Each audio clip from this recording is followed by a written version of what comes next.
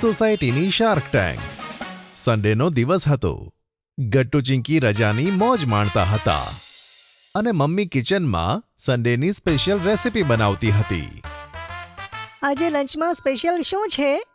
આજે આપણે છોલે ભટુરે ખાઈશું. અરે વાહ!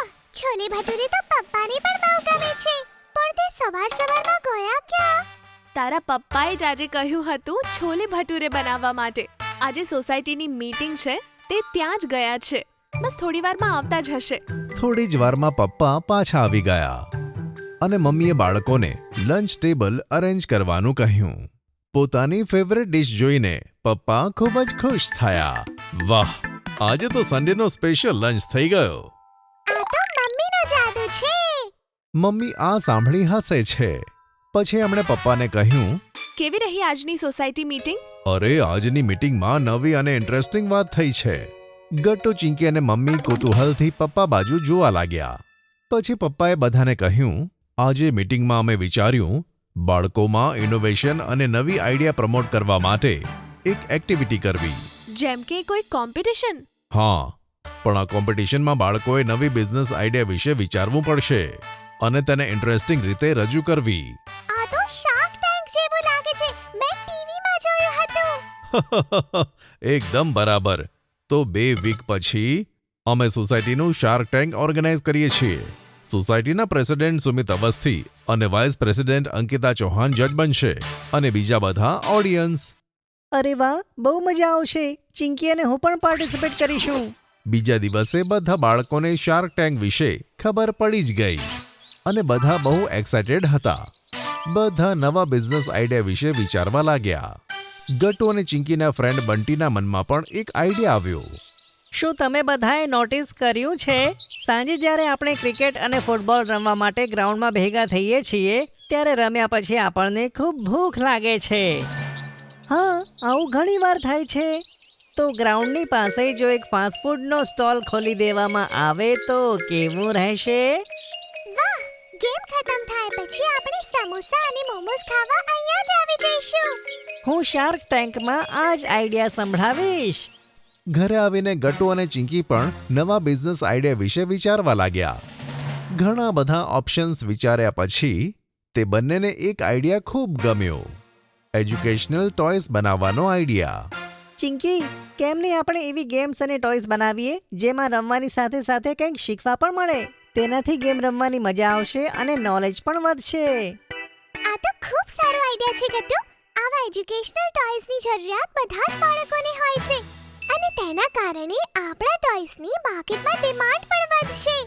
એજ્યુકેશનલ ટોયસનો આઈડિયા આવ્યા પછી ગટ્ટુ અને ચિંકી અલગ અલગ ટોયસ પર રિસર્ચ કરવા લાગ્યા. ગટ્ટુએ એક કાર્ડ ગેમ ડિઝાઇન કરી જેમાં દુનિયાની 52 ફેમસ સ્પોર્ટ્સ પર્સનાલિટીના પિક્ચર્સ અને એમના અચીવમેન્ટ્સ લખ્યા હશે. બાળકોને ક્રિકેટ, ટેનિસ, ફૂટબોલ જેવી ગેમ્સમાં ખૂબ જ ઇન્ટરેસ્ટ હોય છે.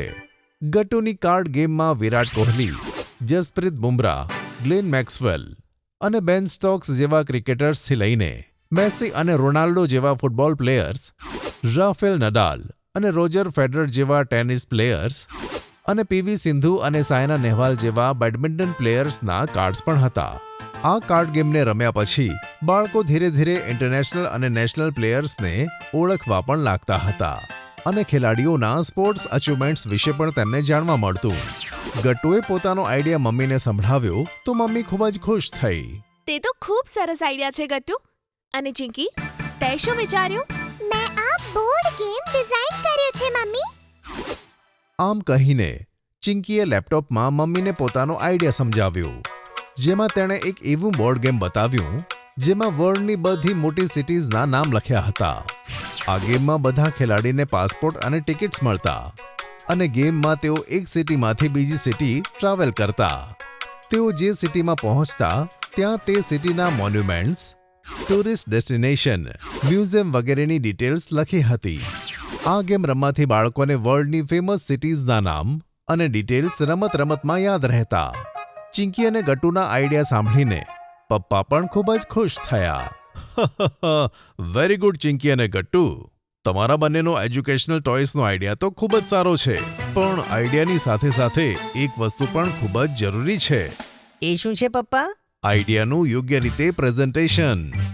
અત્યારે તમારે ઇન્ટરેસ્ટિંગ પોસ્ટર્સ બનાવીને આઈડિયા બતાવવા પડશે અને તે પોસ્ટર્સમાં પિક્ચર્સ અને કેચી લાઇન્સ પણ લખવી પડશે. હા, આપણે તેવું જ કરીશું. ગટ્ટુ અને ચિંકીએ પપ્પાની વાત માની એવા પોસ્ટર્સ બનાવ્યા જેમાં તેમના આઈડિયાઝ બધાને સારી રીતે ખબર પડે. તેમણે તેમની કાર્ડ ગેમ અને બોર્ડ ગેમના સેમ્પલ પણ તૈયાર કરાવ્યા. જોતામાં 2 અઠવાડિયા નીકળ્યા અને તે દિવસ પણ આવી ગયો જે દિવસે સોસાયટીનો શાર્ક ટેન્ક હતો. સોસાયટીની બાજુના મોટા હોલમાં ઇવેન્ટ ઓર્ગેનાઇઝ કરી હતી. સોસાયટીના પ્રેસિડેન્ટ સુમિત અવસ્થી અને વાઇસ પ્રેસિડેન્ટ અંકિતા ચૌહાણ જજની ખુરશી પર બેઠા અને સોસાયટીના ઘણા બધા લોકો ઓડિયન્સ બનીને ઇવેન્ટ જોવા માટે આવ્યા હતા. સેક્રેટરી વર્માજી હોસ્ટ બનીને એક કરીને બાળકોને બોલાવતા હતા અને બાળકોને તેમના બિઝનેસ આઈડિયાઝ ઇન્વેસ્ટર્સ સામે મૂકવાનો મોકો આપતા હતા.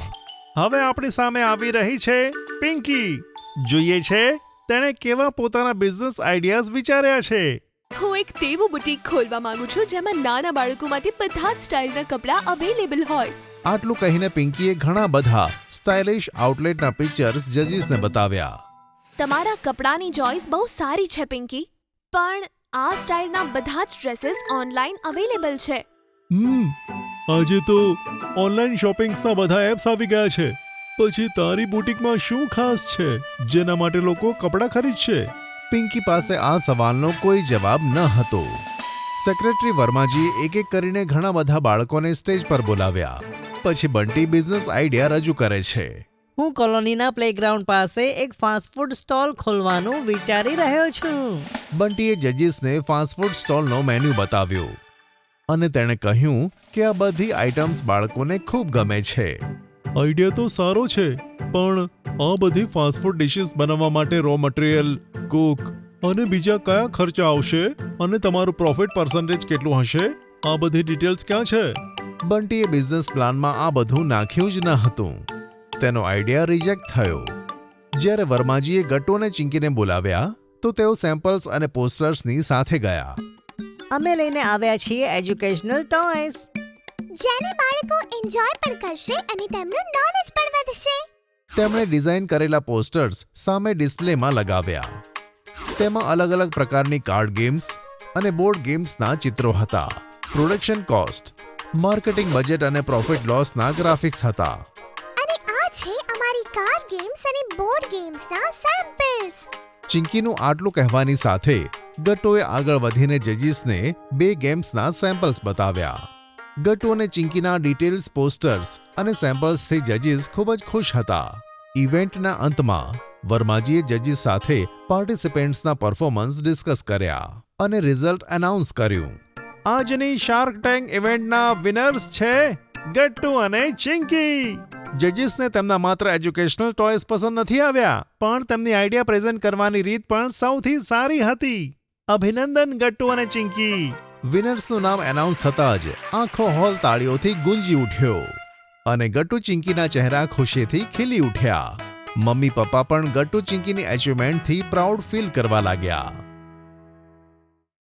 જો તમને અમારી વાર્તા ગમી હોય તો પુન ટુન કિડ્સને લાઈક, શેર અને સબસ્ક્રાઇબ કરજો.